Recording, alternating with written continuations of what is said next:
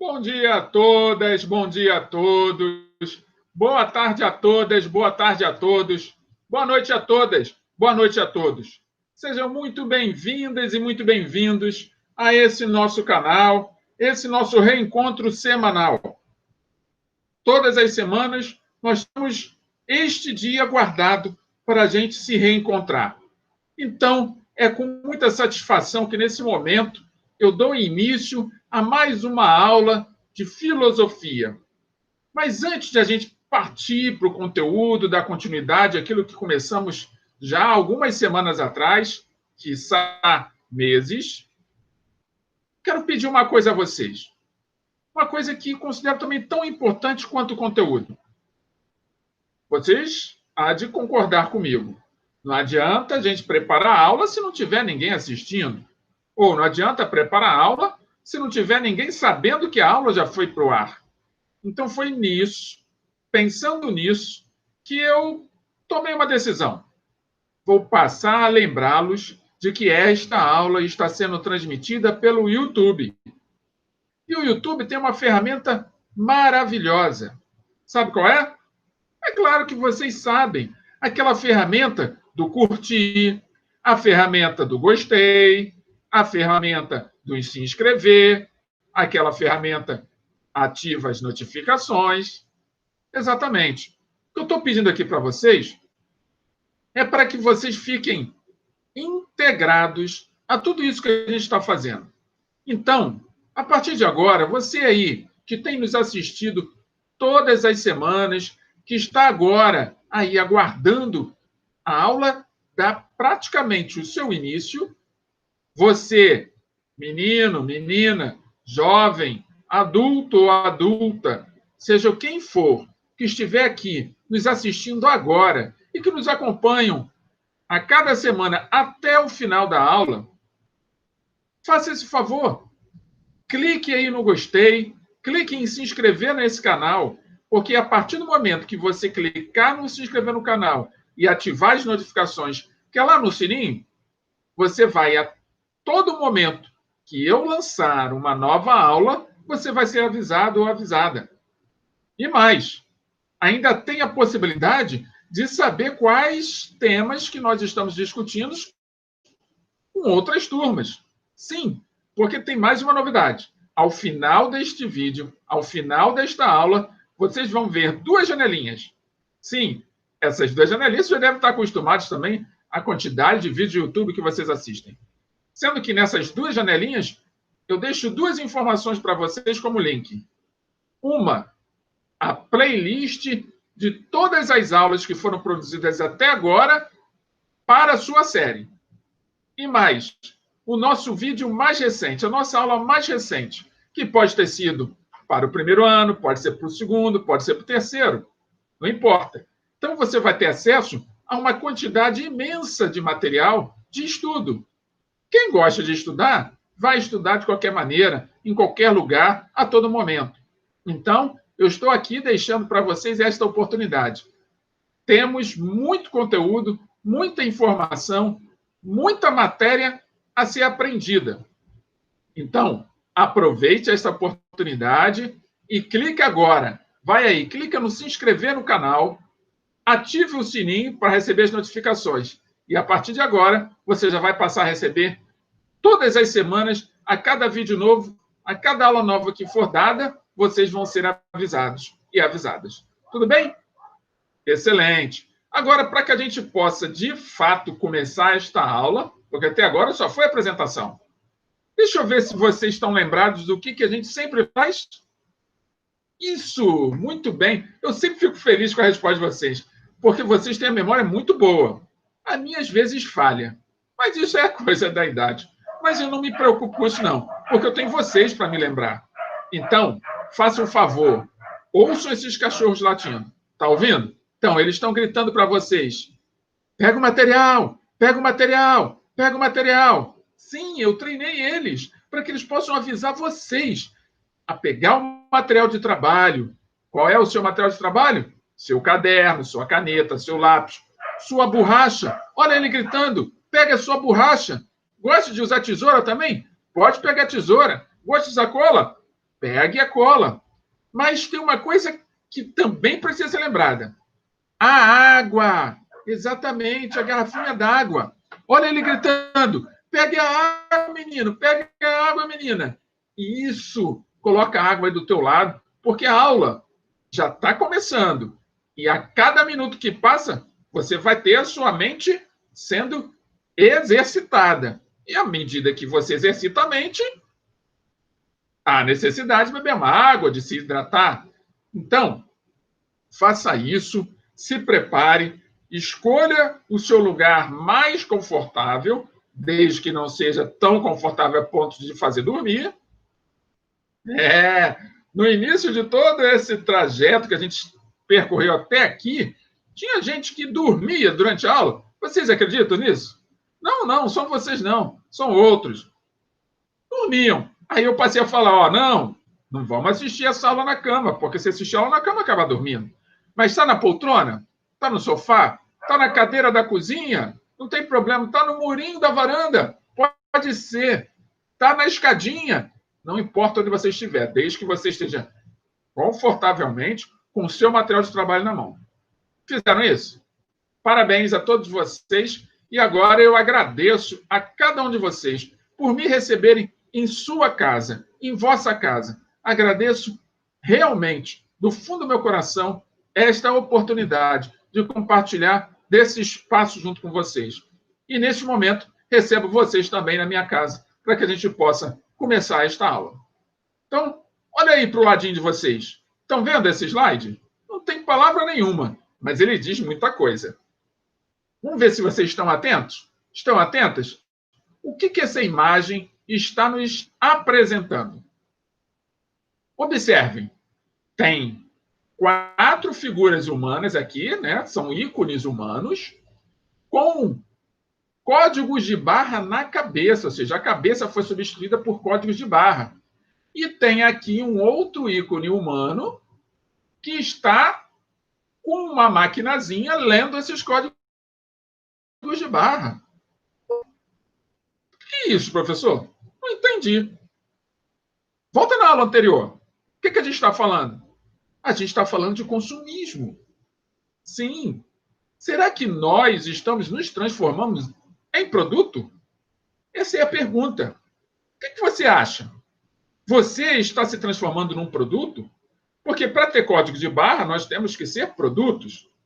Precisamos estar sendo comercializados. Temos que ter preço, porque o código de barra, além de mostrar ou demonstrar as características do produto, ele também apresenta o preço. Será que esse é o nosso futuro? Será que estamos nos tornando em produtos e nós temos preço? Calma, não precisam ficar nervosos nem ansiosos ou ansiosas. Basta acompanhar a aula. E aí a gente vai poder chegar a algumas conclusões ou não, porque esta aula é uma aula de filosofia. As conclusões fazem parte de um processo contínuo. Não é uma conclusão assim que pronta e acabada. Todas as conclusões que nós chegamos fazem parte de um processo. E, às vezes, na aula de hoje, a gente inicia o processo, mas só vai chegar ao final dele na próxima. Então, não precisa correr, não precisa ficar ansioso nem ansiosa, porque a aula só está começando. Então, vamos lá? Então, próximo slide? Me acompanhe. Sociedade pós-moderna, o hiperconsumo. Pois bem, eu vou trazer para vocês um novo filósofo, um filósofo até contemporâneo nosso. Por que contemporâneo? Simples, porque ele ainda está aí, vivo. Ele ainda não faleceu. E espero que não faleça tão cedo. Apesar de já estar numa idade avançada, eu espero que ele ainda viva mais uns 20, 30, 40 anos. Porque as discussões desse filósofo são muito interessantes a respeito desse momento, principalmente esse momento que nós estamos vivendo de pandemia. Ele tem falado muitas coisas a respeito disso, mas eu não vou tratar o que ele tem discutido a respeito dessa temática, mas vou falar sobre o que ele discutiu até então sobre a temática consumo. Quem é esse filósofo? Está aqui o nome dele, ó, Gilles Lipovetsky. O que é o Gilles Lipovetsky? nos diz? Primeiro, ele é um filósofo francês. Nasceu em 1944. E ele diz que desde o final dos anos 70, ou seja, final do século passado, né? 1970, ninguém aí tinha nascido, nem sonhava em nascer. Mas provavelmente muitos dos seus pais já tinham nascido, mas ainda eram crianças. Mas esse filósofo já era um adulto, afinal de contas, ele nasceu em 44. Quantos anos ele tinha em 70? Vamos fazer as contas? 70, 44 para chegar a 70, 26 anos. Muito bem. Aos 26 anos, lá no auge da sua juventude, ele observou que as técnicas. Olhem só, preste atenção no que esse filósofo disse lá em meados de 1970. Olha a observação dele. As técnicas de marketing e de preços mais baixos estimulavam as pessoas a adquirirem mais bens. Por quê? Porque essas técnicas de marketing agregava ideias à mente de cada um de nós, habitantes deste país e do mundo, naquela década, de que os bens eram acessíveis. E com um número cada vez maior de pessoas acreditando que os bens eram acessíveis graças à publicidade que o marketing fazia, elas passam a perceber que comprar também lhe produzia satisfação. Percebam. Nós estamos falando da década de 70 do século XX. Século passado, nós estamos no século XXI, no 20º ano do século XXI.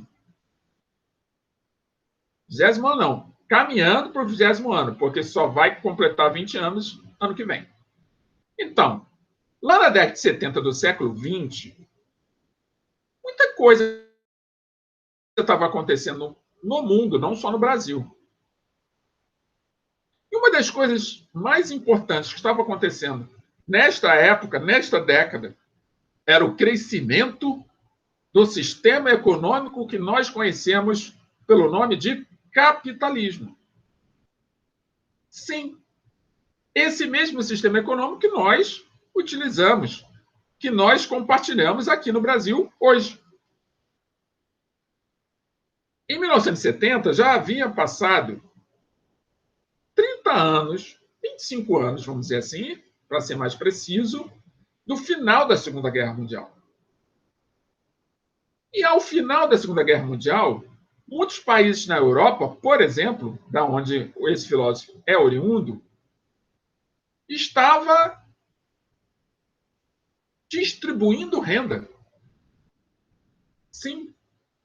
Só que essa distribuição de renda, que eles dão um nome, e a gente não vai falar desse nome aqui, por não ser importante nesse momento, essa distribuição de renda, essa redução da desigualdade, vamos dizer assim, fez com que pessoas mais simples, com menor poder aquisitivo, pudessem ter acesso a bens que antes elas não tinham. E com isso, como as pessoas com menor poder aquisitivo no mundo inteiro, não é só no Brasil, são em maior número, esse grande número de pessoas com menos dinheiro, ao descobrirem que também poderiam se tornar consumidores de bens, de comprar coisas em grandes lojas, elas começam a descobrir o prazer do consumo. A satisfação de consumir. Mas calma, o filósofo não para por aí. Afinal de contas, o filósofo está observando no primeiro momento. Então, ele vai começar a pensar a respeito disso. Vamos ver o que ele diz. Surgiu, então, uma nova fase de consumo mais intimista e personalizada. O que é uma fase de consumo intimista e personalizada para esse filósofo?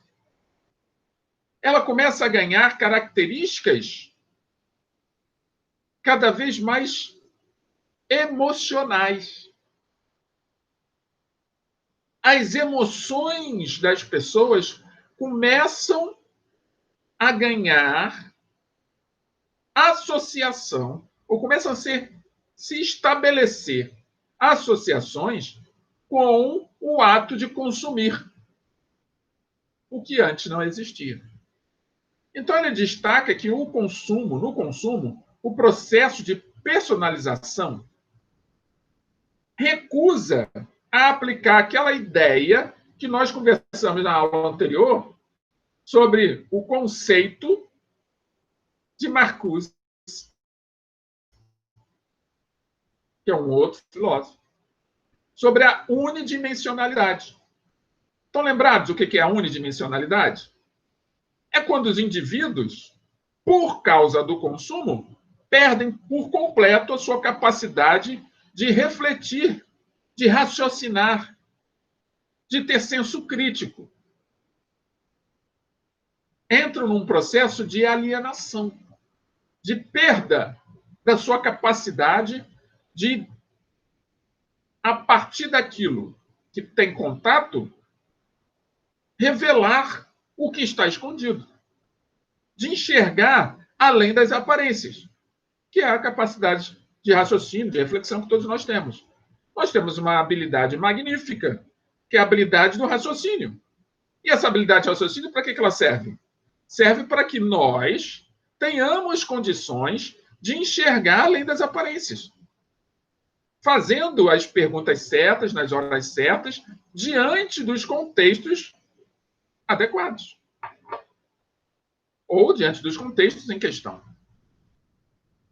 E aí, o nosso filósofo contemporâneo, o Lipovetsky, ele diz que essa ideia do senso crítico ter sido eliminado com o consumismo não é verdade. Olha como é que é interessante a filosofia, né? Ao mesmo tempo que eu tenho pessoas que defendem uma linha de raciocínio, existem outras que defendem outra linha de raciocínio. E vocês devem estar se perguntando, mas professor, por que você está nos apresentando duas linhas de raciocínio distintas, ou três, ou quatro? Por que o senhor faz isso? Não é mais fácil, professor, apresentar uma única linha de raciocínio? Assim a gente não precisa se questionar nem se confundir. Mas para aí, espere um pouco. Não entendi. Que aula é essa? É matemática? É física? É química? Claro que não. Esta é uma aula de filosofia. Nós precisamos, sim, ouvir argumentos distintos, ditos por pessoas distintas, com características distintas, argumentos distintos a respeito do mesmo tema. Precisamos disso. Por quê? Porque quanto mais riqueza de argumentos nós tivermos, e como é que se adquire a riqueza argumentativa? Ouvindo cada vez mais argumentos diferentes. Nós enriquecemos. Nós ficamos mais bem preparados para as diferentes circunstâncias que o nosso cotidiano nos apresenta. Então, o Lipovetsky, que é um filósofo da nossa época, ele tem um olhar de que o consumo não é um monstro. Ele não causa destruição da capacidade cognitiva, nem de raciocínio, nem reflexiva de ninguém. Mas espera aí, será que é só isso? Vamos ver. Outra pessoa, outro filósofo que o Lipovetsky também critica é o Foucault. Lembra do Foucault, Michel Foucault? Do Panóptico? Pois bem, do Vigiar e Punir, lembra? Então, ele diz, na sua crítica a Foucault, que ele não concorda com a ideia de Foucault de que há um processo disciplinar no trabalho em crescente, que cresce constantemente. Não, ele acredita que há uma redução progressiva do processo disciplinar do trabalho. Interessante, né? Enquanto Foucault fala, na sua teoria, a ideia de que a vigilância está cada vez mais intensificada, mesmo Foucault já tendo falecido, ele viveu na nossa época também. Então, para ele, todas essas tecnologias à nossa disposição, seja para o Michel Foucault, só aumentou o controle sobre nós, principalmente no ambiente de trabalho. Então, vocês que, por exemplo, estão aí no primeiro ano e estão pensando em fazer administração ou já estão fazendo administração de empresas, pensem sobre isso. Enquanto Foucault acredita que a vigilância está cada vez maior, o Lipovetsky já acredita ao contrário. Ele já vê uma redução progressiva desse processo disciplinar no trabalho. Ele vê as pessoas ficando cada vez mais autônomas. Ué, como pode? Pois é. Então vamos ver mais um pouquinho? Vamos ouvir mais um pouquinho o que Lipovetsky tem a nos dizer? Então aqui eu trago, por exemplo, uma imagenzinha em que está associada a esse texto que eu vou ler agora para vocês. Me acompanhe. Para Lipovetsky, no rastro da extrema diversificação da oferta, da democratização do conforto e dos lazeres, o acesso às novidades mercantis tornou-se mais comum, diluindo, de certo modo, as regulações de classe. Vejam, aqui tem um rapazinho de bicicleta, aqui tem uma senhora toda chique, cheia de bolsas vindo do shopping, e aqui tem um outro senhor se preparando para ver um jogo de futebol, está aqui um estádio atrás. Vejam, são pessoas diferentes, ou seja, ícones de seres humanos diferentes. As classes deles são distintas, classes sociais e econômicas.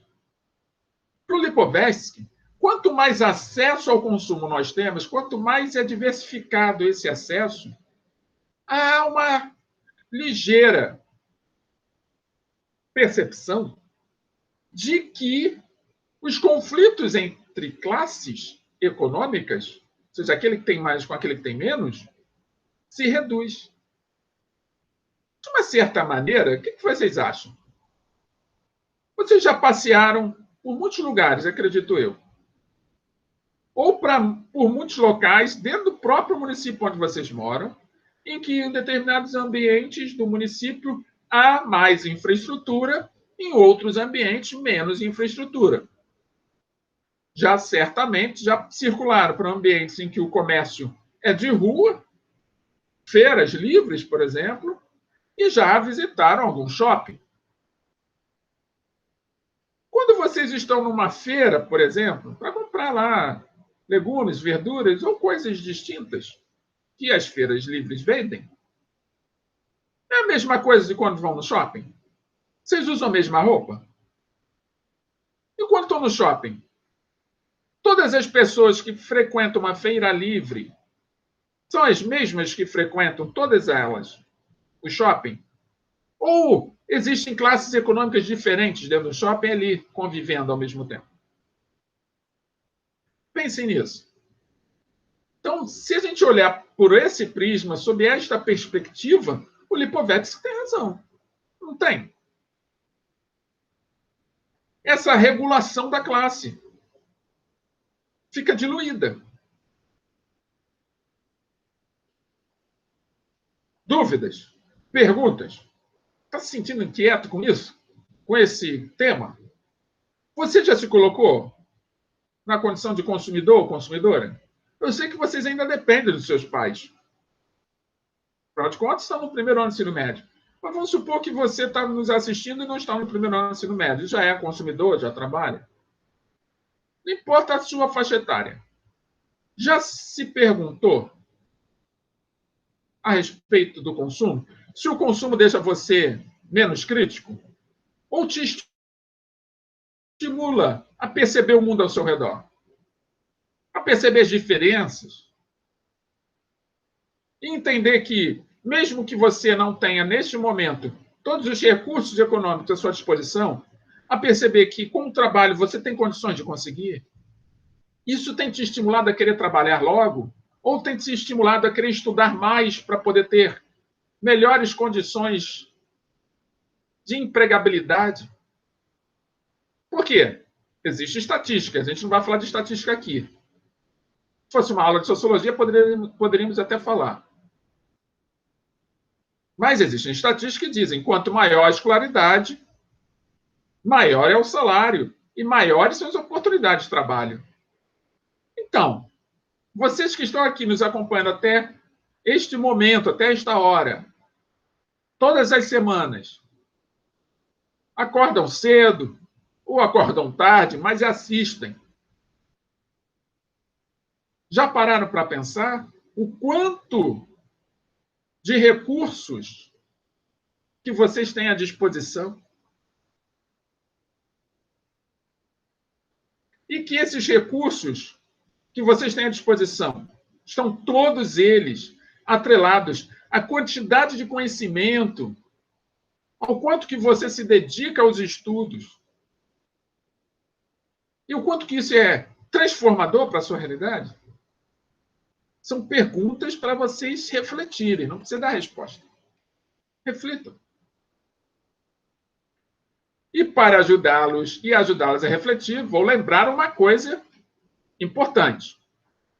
Todo o conteúdo que a gente apresenta aqui nesta aula, ele é tirado ou tem como base as páginas do livro Filosofando, que é aquele livro que a maioria de vocês receberam antes do nosso recesso pandêmico.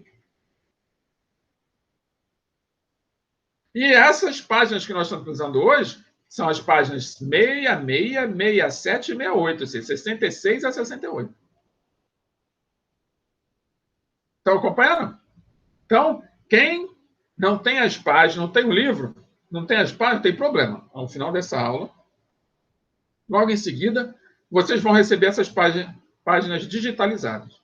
E caso vocês estejam nos assistindo pelo YouTube, também fiquem tranquilos. É só pedir que eu disponibilizo para vocês. Tá bom? E aproveitem aí que a gente falou do YouTube. Lembrem-se, inscrevam-se nesse canal. Porque se inscrever nesse canal, vocês passam a receber as notificações todas as vezes que as aulas forem ao ar. Tá bom? Então, refletiram bastante? Vamos prosseguir então? Vamos lá. Além disso, os consumidores mostram-se mais imprevisíveis e voláteis, mais à espera de qualidade de vida, de comunicação e de saúde. Têm melhores condições de fazer uma escolha entre diferentes propostas da oferta, determinando que o consumo ordene-se, cada dia um pouco mais em função de fins, de gostos e de critérios individuais. E aqui eu coloco uma imagem de um porquinho, que é o símbolo do cofre. Já tiveram um cofrinho? Eu já tive um cofrinho, mas não tinha a aparência de um porquinho, não. Mas eu já vi pessoas que, até hoje, possuem um cofrinho com a aparência de um porquinho. Não entendo muito por quê, mas o porquinho é símbolo de cofre.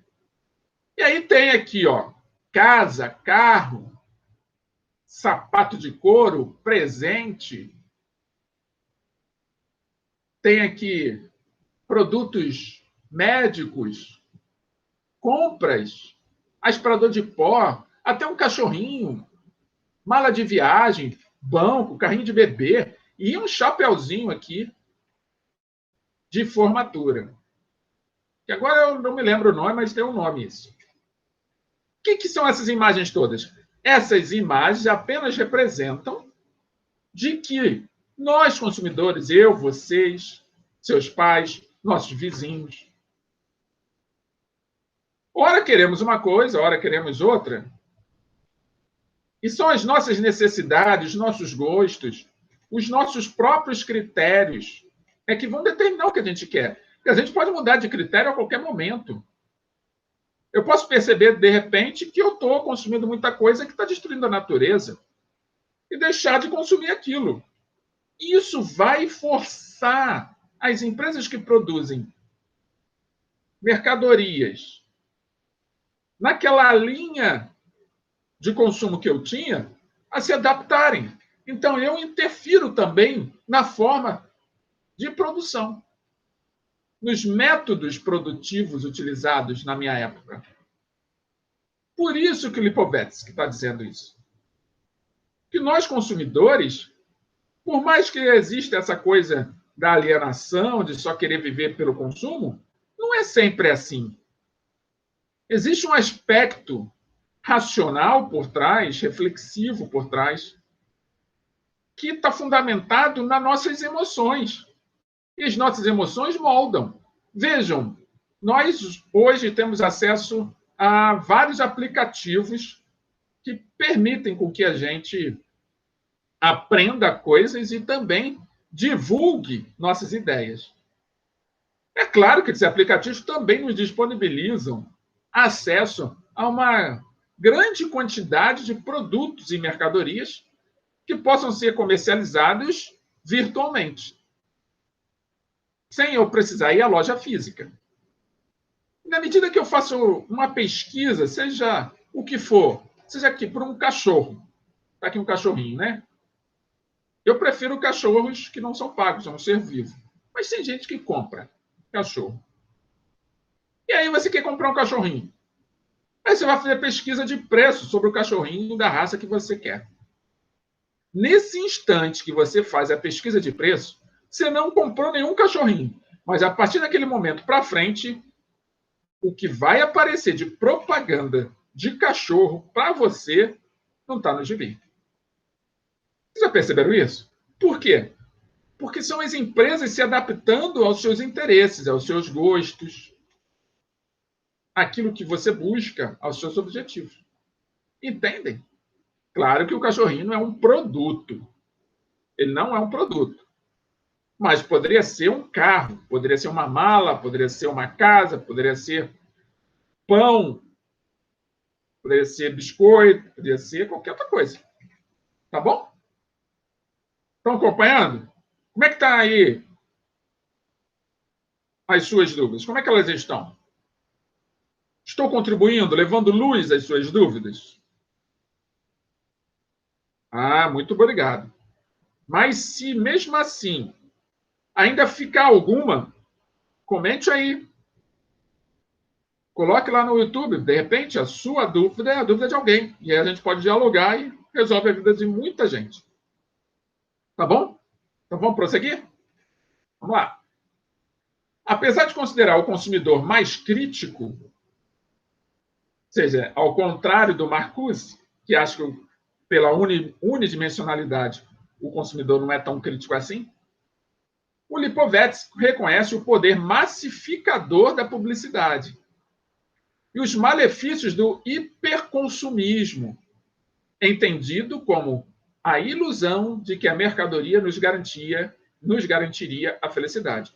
Agora o Lipovetsky começa a colocar um pouco da compreensão que ele tem a respeito do consumo do ponto da perspectiva do prejuízo.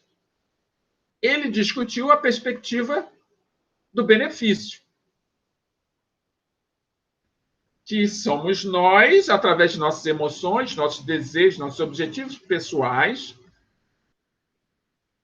fazermos com que as indústrias se adaptem às nossas necessidades, assim fazendo com que haja uma redução das diferenças sociais. Entretanto, ele também enxerga um prejuízo. O prejuízo é essa massificação. O que seria a massificação? É aquela insistência, aquela persistência de tentar vender de qualquer forma algo para você. Que a publicidade fica insistindo, insistindo, insistindo, insistindo.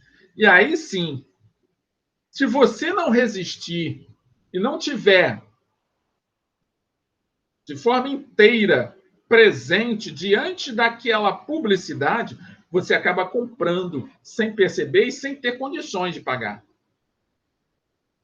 Por quê? Qual é a ideia da publicidade, do marketing, quando faz muita divulgação de determinada mercadoria?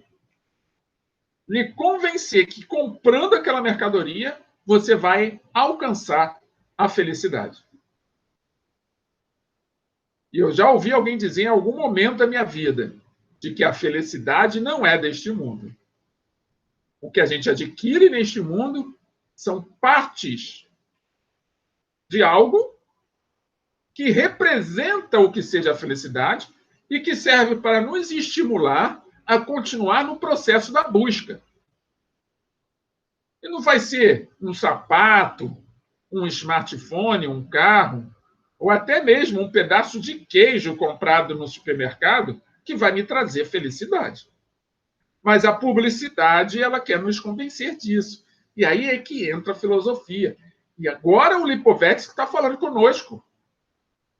Falou, ó, tem sim aqui um benefício, mas preste atenção, por trás do benefício tem um prejuízo também. Então fiquem atentos, fiquem atentas. É isso que ele está nos dizendo. Ficou claro isso para vocês? Dúvidas? Qualquer pergunta podem fazer sem acanhamento. Tá bom? Eu respondo a todas. Vamos prosseguir? Surge então a nossa primeira palavra-chave, que é a palavra-chave hiperconsumo. Hiperconsumo. Anotaram?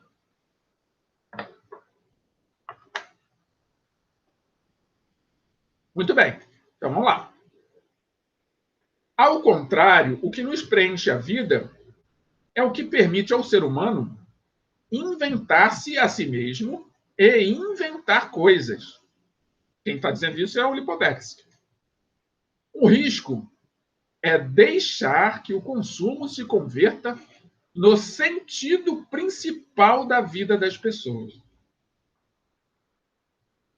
Então vamos entender isso. Eu posso até enxergar no consumo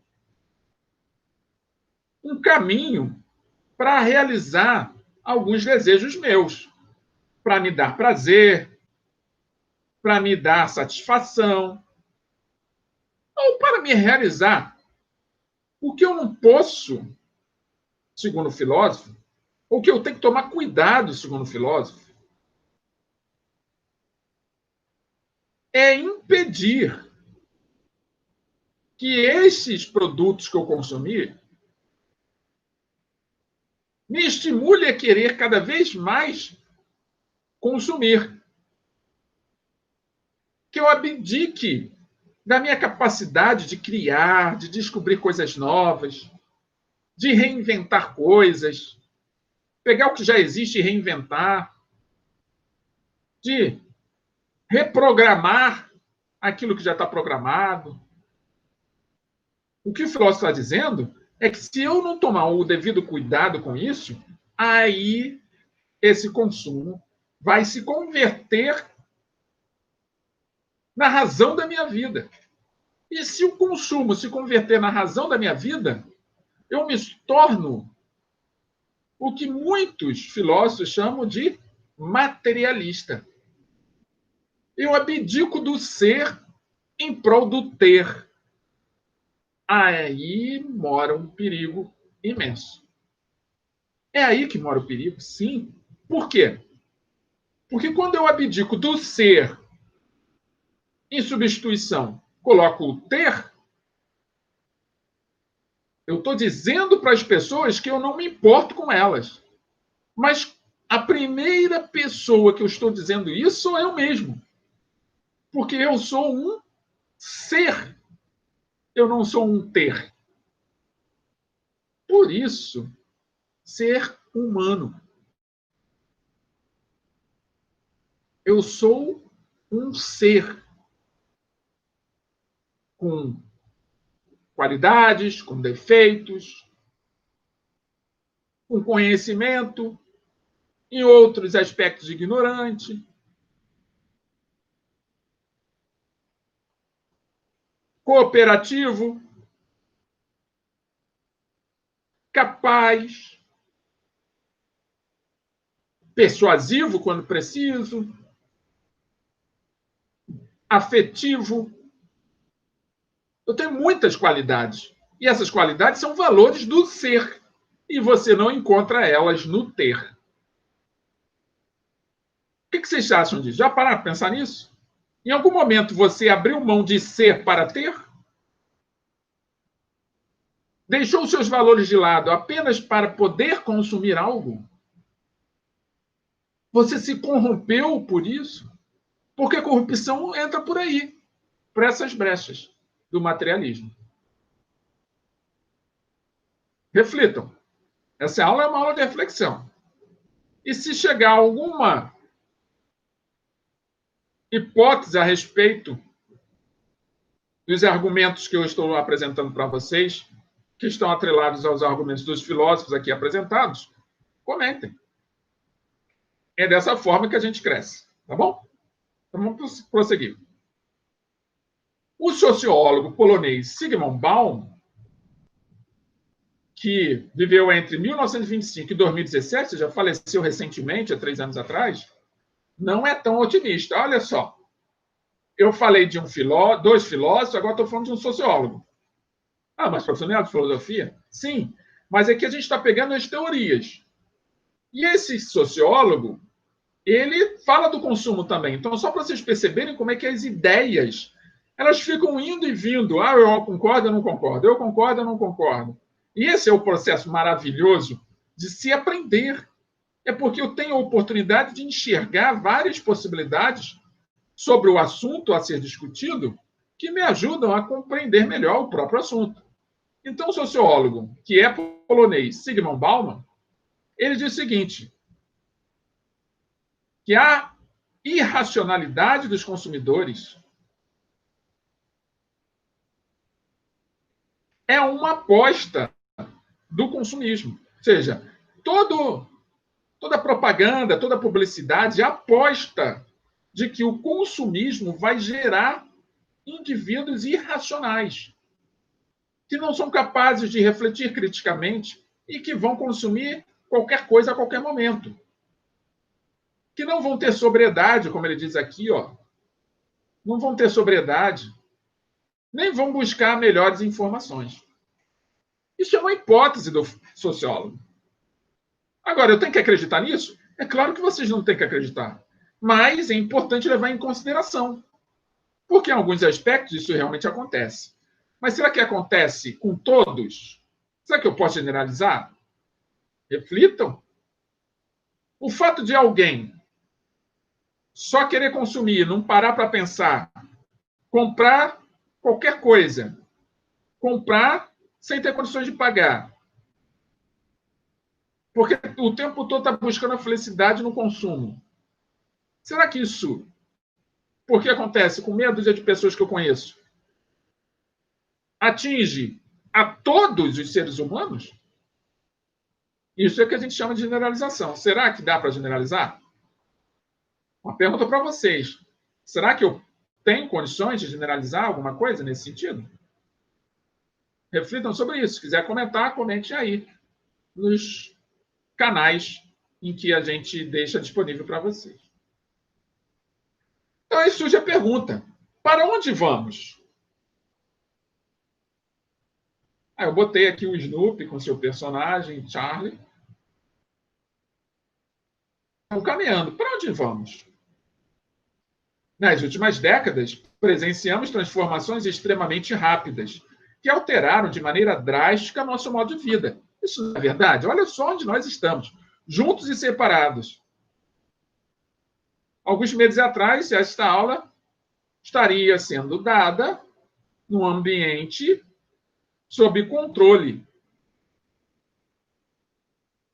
da escola.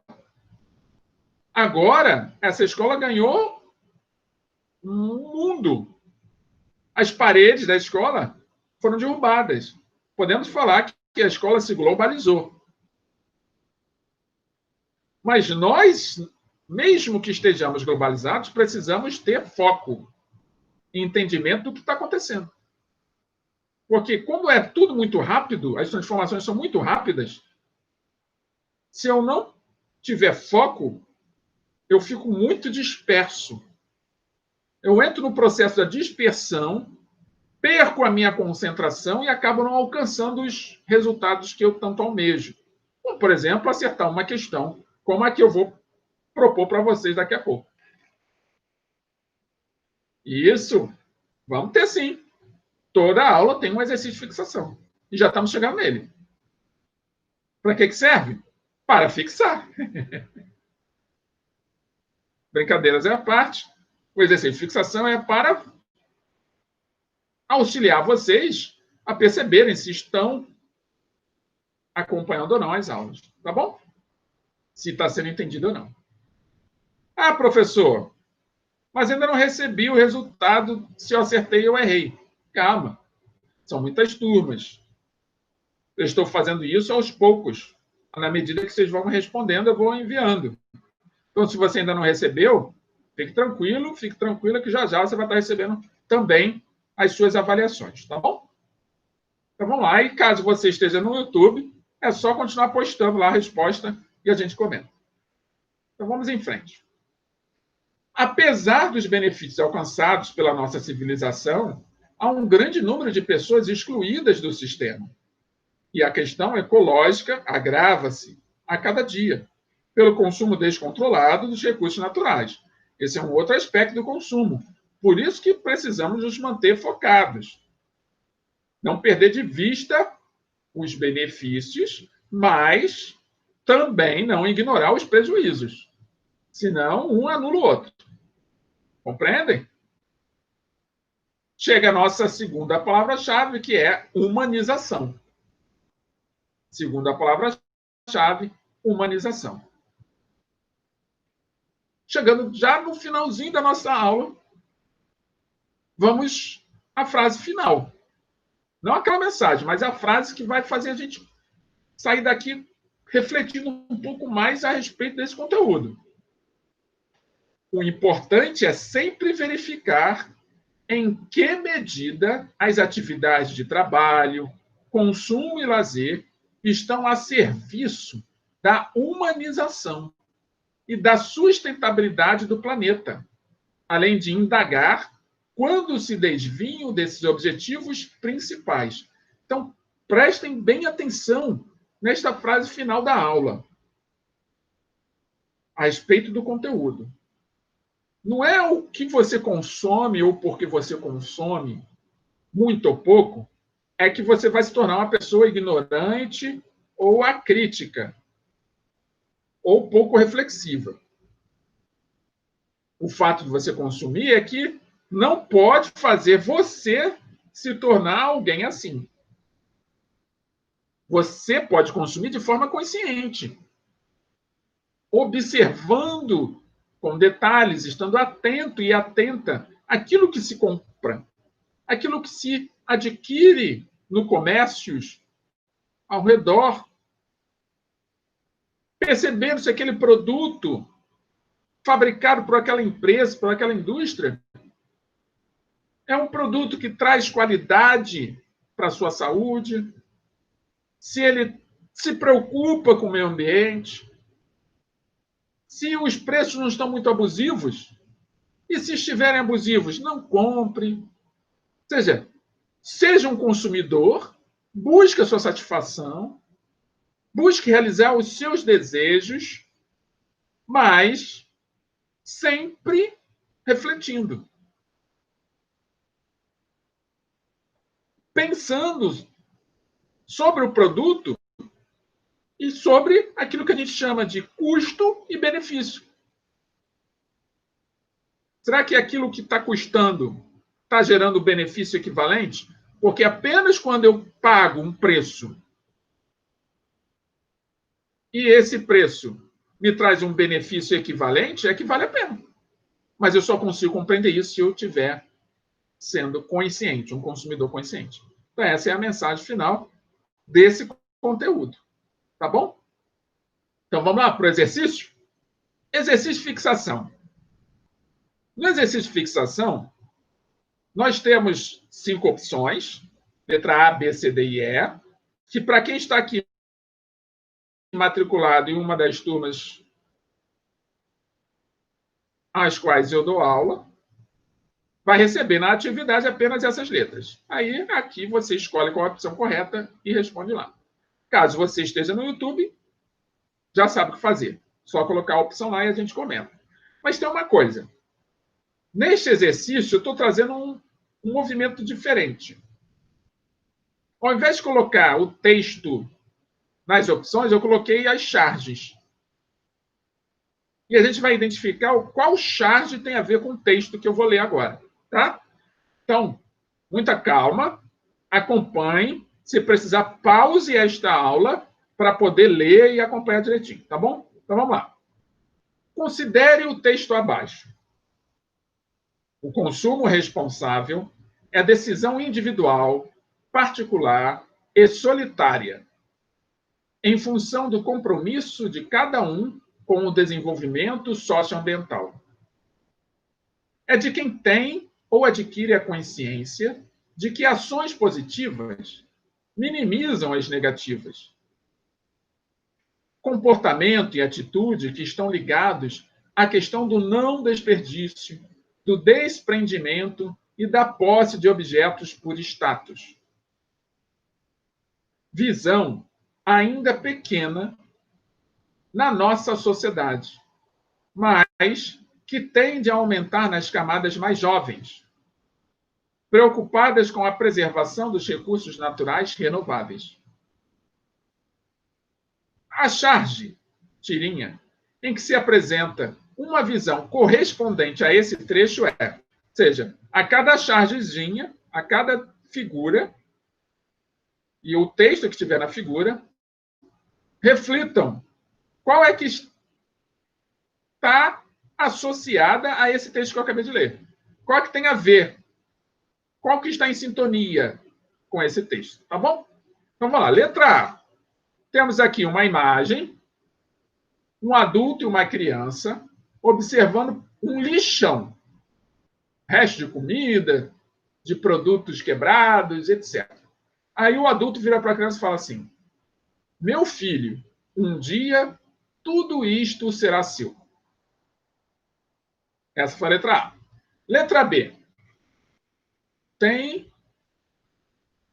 um ícone de uma mulher e um ícone de um homem lendo jornal em cima de uma casa, no telhado da casa. E ao redor desta casa, já quase chegando onde eles estão, no telhado, um monte de lixo. E aí a mulher vira para o homem e fala: vamos ter que mudar. Não, ela faz uma pergunta: vamos ter que mudar? Aí o homem vira para ela e responde: sim, os nossos hábitos. Essa foi a letra B. Letra C. Tem uma árvore com animais nesta árvore, pássaros, macaquinho. E esta árvore, na frente dela tem um sinal de igual, e na frente do sinal de igual tem um carrinho com uma caixa, escrito assim na caixa: 50 quilos de papel. Letra D. A letra D já tem um ícone de um homem lavando o carro com a borracha e duas jovens estudantes, meninas, passando na rua por onde esse homem está lavando o carro. Aí, uma delas diz o seguinte: este aí nunca ouviu falar de consumo consciente. A outra responde: um dia ele vai aprender. Letra E. Aqui tem uma chargezinha com o Haroldo e o Calvin. O Haroldo é o tigre, o Calvin é o garoto, olhando para um tronco de uma árvore que foi cortada.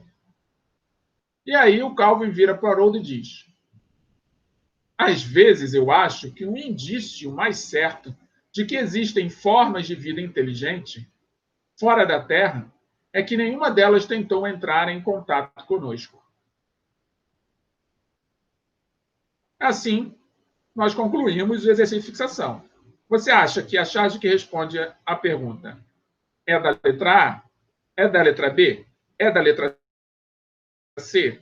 É da letra D ou é da letra E? Chegamos, então, assim, com este exercício, ao final, ao término de mais uma aula de filosofia. Mas, como nós já temos costume, não poderia deixar de apresentar a mensagem de um filósofo ao final da aula. E a mensagem que eu trago hoje é do filósofo grego Sócrates. Muitos de vocês já devem ter ouvido falar em Sócrates. E ele diz o seguinte para nós: só sei que nada sei. E o fato de saber isso me coloca em vantagem sobre aqueles que acham que sabem alguma coisa. Vou repetir o que o Sócrates disse: só sei que nada sei. E o fato de saber isso me coloca em vantagem sobre aqueles que acham que sabem alguma coisa. Reflita sobre isso. Comentem o que vocês acham que Sócrates quis dizer com esta frase. E assim, chegamos ao término de mais uma aula de filosofia, com a convicção de que nos reencontraremos na próxima semana, nesse mesmo canal, nesse mesmo horário. Um beijo no coração de cada um de vocês e a gente se vê na próxima semana. Até breve.